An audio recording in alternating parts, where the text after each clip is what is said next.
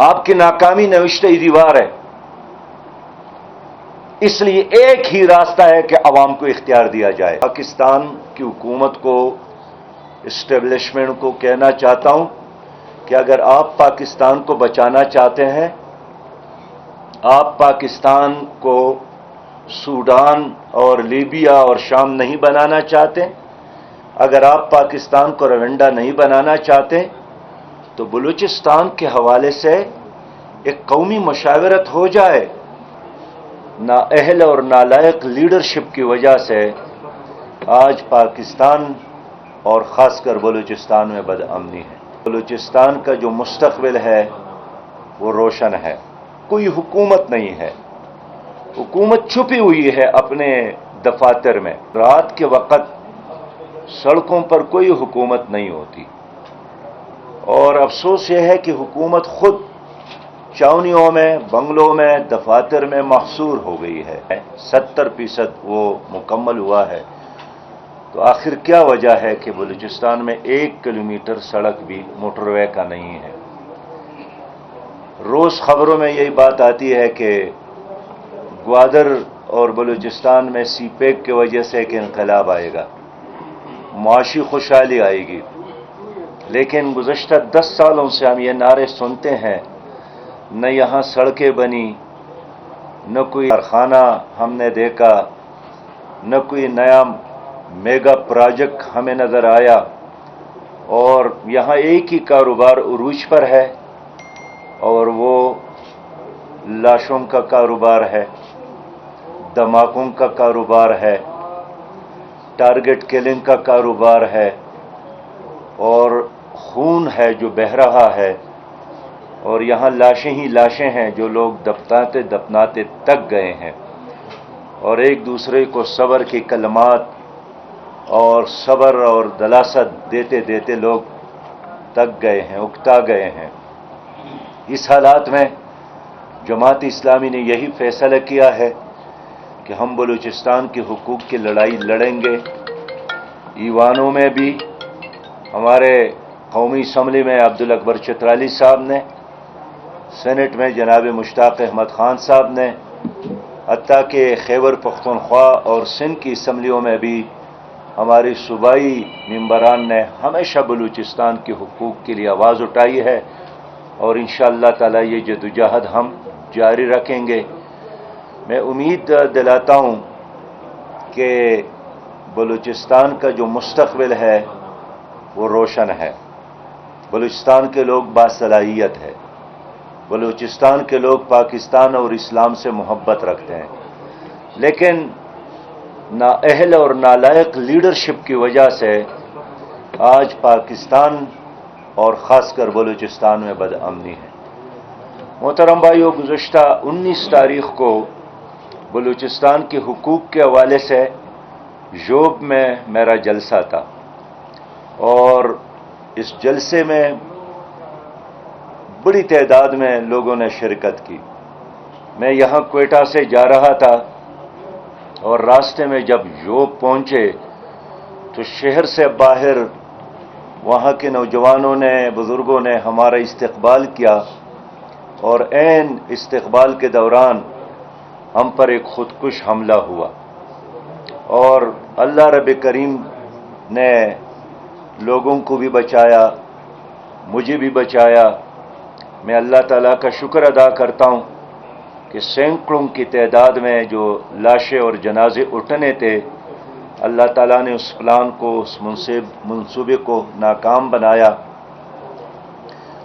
اور آج میں آپ کے درمیان موجود ہوں تو میں حکومت سے پوچھنا چاہتا ہوں کہ آخر حکومت نے عوام کو مسلح لوگوں کے رحم و کرم پر کیوں چھوڑا ہے؟ یہاں لوگوں نے مجھے بتایا کہ رات کے وقت سڑکوں پر کوئی حکومت نہیں ہوتی، اور افسوس یہ ہے کہ حکومت خود چاونیوں میں، بنگلوں میں، دفاتر میں محصور ہو گئی ہے، اور خود ان کے اپنے تانے محفوظ نہیں ہیں. پھر اس سے بھی بڑا مسئلہ یہی ہے کہ ایک طرف دہشت گردی ہے، ایک طرف دھماکے ہیں، ٹارگٹ کلنگ ہے، اور دوسری طرف کوئی حکومت نہیں ہے. حکومت چھپی ہوئی ہے اپنے دفاتر میں اور کوئی ذمہ داری اٹھانے کے لیے تیار نہیں ہے. یہاں جتنے بھی ادارے ہیں ایک دوسرے پر الزامات لگاتے ہیں، ایک دوسرے پر ذمہ داریاں ڈالتے ہیں، تنخواہیں لیتے ہیں، مراعات لیتے ہیں. ایک غریب قوم نے ٹیکسز دے کر ہر طرح کی سہولیات سے ان کو نوازا ہے، لیکن یہ حکومت بری طرح عوام کی جان اور مال کی تحفظ میں ناکام ہو گئی ہے. جو حلف اٹھایا ہے آئین کے مطابق ان کے تقاضوں کو پورا کرنے میں ناکام ہو گئے ہیں.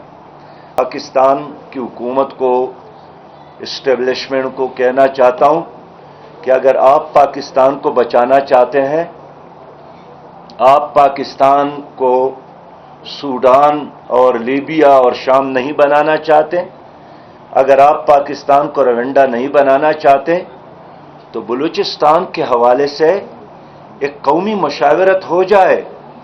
یہاں قبائل ہے، اس میں انتہائی باصلاحیت لوگ موجود ہیں، یہاں دانشور لوگ موجود ہیں، وہ پاکستان اور بلوچستان کے خاطر فکر مند ہیں.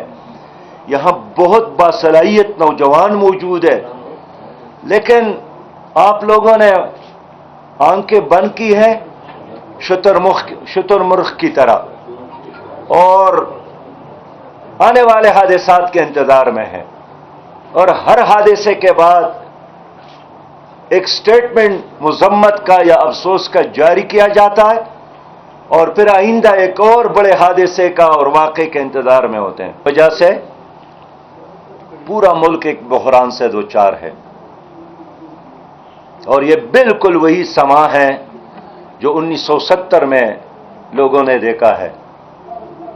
گزشتہ دنوں چائنا کے وزیر خارجہ آئے تھے اور انہوں نے چائنا کے صدر کا پیغام بھی لایا کہ 70 میں بھی ہم نے مشورہ دیا تھا کہ ایک سیاسی مذاکرات کے نتیجے میں اپنے مسائل حل کرے ورنہ پاکستان ٹوٹ جائے گا. اور انہوں نے کہا کہ ایک بار پھر ہم مشورہ دے رہے ہیں کہ دنیا کے بہت ساری قوتیں ہیں جو پاکستان کو کمزور نہیں تقسیم کرنا چاہتا ہے، لیکن کوئی سننے کے لیے تیار نہیں ہے. ہم نے سیاسی جماعتوں کے درمیان ایک ڈائیلاگ کا اہتمام کیا، کوشش شروع کی.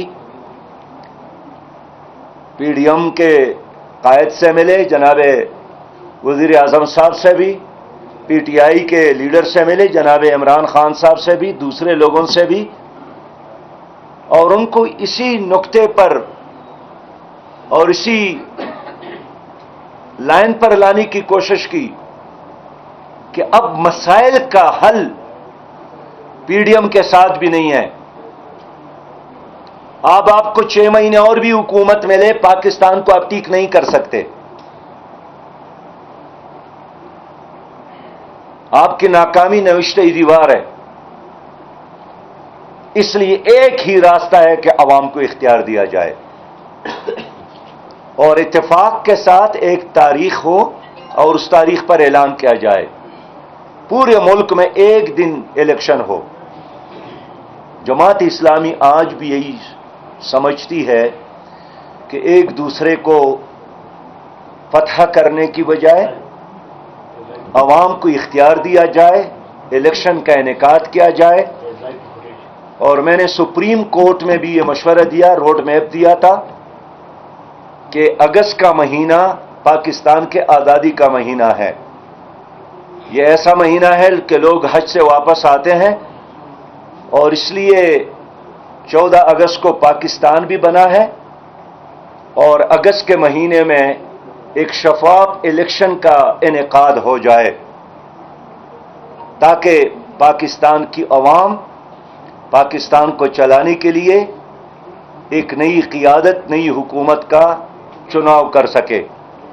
معزز صاحب حضرات، میں آپ سب کا شکریہ ادا کرتا ہوں اور آپ کے ذریعے ان تمام لوگوں کا شکریہ ادا کرتا ہوں جنہوں نے ژوب کے واقعے کے بعد پاکستان کے تمام سیاسی لیڈروں نے، پاکستان کے غیر سیاسی لوگوں نے بھی، پاکستان میں موجود غیر ملکی سفارت خانوں نے بھی، ملک سے باہر اسلامی تحریکات کے بزرگوں اور مشران نے بھی ہمدردی کا اظہار کیا، محبت کا اظہار کیا، اور میں سمجھتا ہوں کہ اتنے بڑے واقعے میں لوگوں کا محفوظ ہونا یہ ہمارے ماؤں، بہنوں اور بیٹیوں کی دعاؤں کا اور ہمارے بزرگوں اور نوجوانوں کی دعاؤں کا نتیجہ ہے۔